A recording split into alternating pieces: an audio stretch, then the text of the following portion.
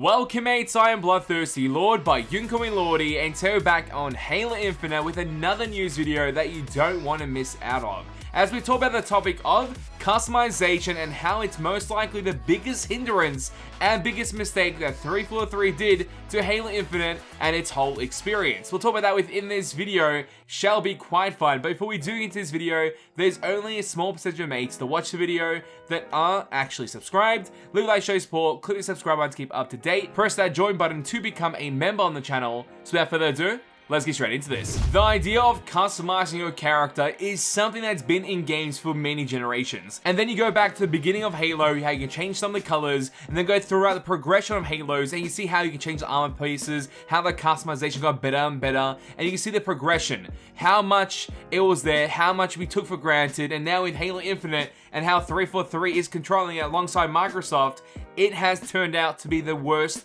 customization ever. It has the possibility to be one of the best customizations, no doubt there. One of the main problems is that majority of the customizations are placed into the shop, where you have to purchase with real life currency that transfers into in-game currency, and there's obviously a lot of marketing mistakes they've done there already when it comes to the microtransactions and how they handle it, which is essentially making sure that you put a lot more money into the game in order to get future armor sets, future armor pieces, and then you'll be missing a bit and then recharge with more currency in-game, and it just keeps going. More credits, more purchases overall to get a collection of items that you may actually use by the end of it or may not. So that's a bit of the nuisance that you get out of these packs when it comes to the microtransactions. But the way it works, you get pretty much armor pieces, you get set armor selections that you can get to customize your character. There is many options when it actually comes to customizing your character. It's really nice to see. You got the attachments to the helmets, you got the little armor, shoulder pads, the leg pieces, all these cool stuff. The problem is that this is all stuck behind a paywall. And then also, say if you want to buy the katana and have that on your character, you paid 1,500 credits in game, which is roughly around $20 to $22.50 in Australian. When you do that, it's only locked to one core set, being the Samurai Armor Core. And that's pretty much how it works. Anytime you purchase an item, it's usually locked to one armor core set. So if you buy any item, you're pretty much placed in this scenario where you have to use this one armor core, or one of the 3 armor cores that it's connected to. And this encourages players to purchase pretty much everything always in the shop,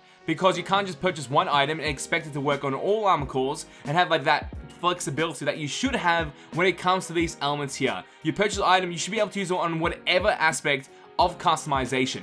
And that has been restricted by purpose by 343 and Microsoft to make sure that you pay more to get certain elements for certain characters and keep going in that cycle. So that gets quite annoying. So we need cross-core customization, because what ends up happening if it's only locked to one core, if you decide to buy anything, you're still limited because you have to use that one core. Or if you just launch in the game, you pretty much have nothing and you're not going to gain anything if you don't purchase the battle pass, and even then it's still limited. So you end up going to the customization, double checking the customization categories, and having nothing to select from. That is the issue. While other Halo games in the past had a lot of customization when you just jump into the game to make the characters feel unique and make the experience just fun overall, which we need to have in Halo Infinite. That is what it's lacking because of all the paywalls, the way they've done the customization, the lack of cross-core customization, which should be a fundamental of the customization system within Halo Infinite, when there's so much potential there, and by purpose restricting it during this beta phase is just ridiculous. It is hindering the experience when it comes to just customizing your character, making your spotting so unique, and having a fun time with that when you jump into the matches and showing off that crazy stuff without having to pay for everything and only using it on one armor core, which is ridiculous. And it does seem like cross-core customization is currently in the game, and it's actually displayed by the bots. So if you jump into a bot match, you can see them utilizing certain weapons on a different armor core, being the Mark 7, and alongside that you do have the reindeer helmets attached to the basic helmet, plus the katana, which is only made for the samurai class.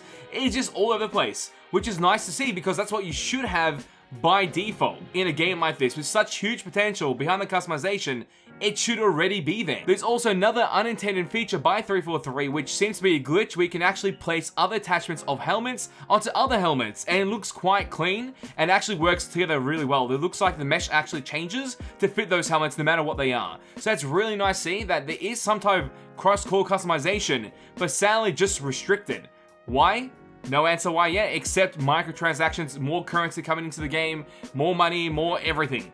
that is pretty much what it seems like right now. It's pretty greedy on that part to lock the cross-core customizations in all aspects just to increase cash flow into the game. And then from there, we even have another file where it highlights pretty much everything just being meshed together. You can change the way the armor looks, you can change the way the classes look, match colors differently, you can do all that. Nothing being restricted at all. And it just seems like it's out of pure greed. They've placed this restriction on us to not allow us to do these cross-core customizations in any way. Until hopefully bring this up more and more on the channel and more in the Halo community, and maybe, just maybe, we can get a possible rework on the customization, or just opening up those possibilities of actually having cross-core customization as depicted by all the sources that we just showcased. Because it looks like it's already available, just being restricted out of greed. Let's fix that. 343, just fix it. And I feel like there will still be players purchasing items, because now it does feel like it has value to actually buy an item that you can use on all classes and have customization actually be flexible and have potential. Potential is huge in this game when it comes to customization. Don't restrict it, allow it. And I feel like that's going to be quite crazy to see when it comes towards maybe a month from now, when people complete the battle pass or got the progression majority done on that, alongside the weekly rewards that you can get for free, and possibly create some crazy stuff.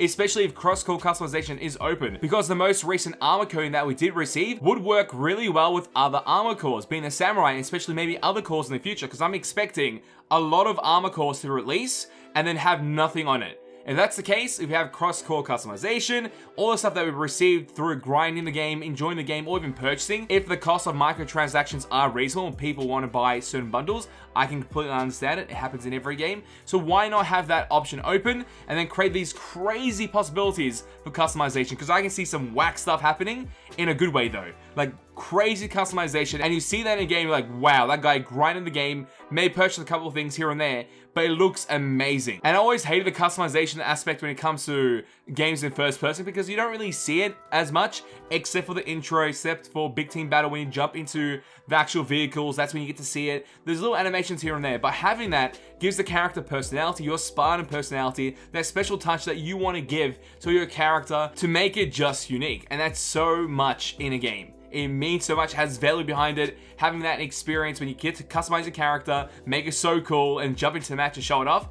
always fun. I think no one can disagree with that. But those are my thoughts and opinions about this, how cross-core customization is actually applicable and you can utilize it, but it's been restricted alongside customization at first from day one.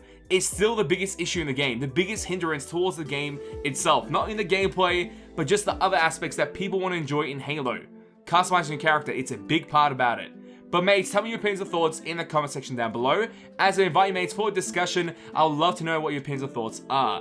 As always mates, it is a pleasure to have you guys on the channel as we're through this, and I'll catch you mates next time. Bye. Road to 200k subscribers. Let's get it mates.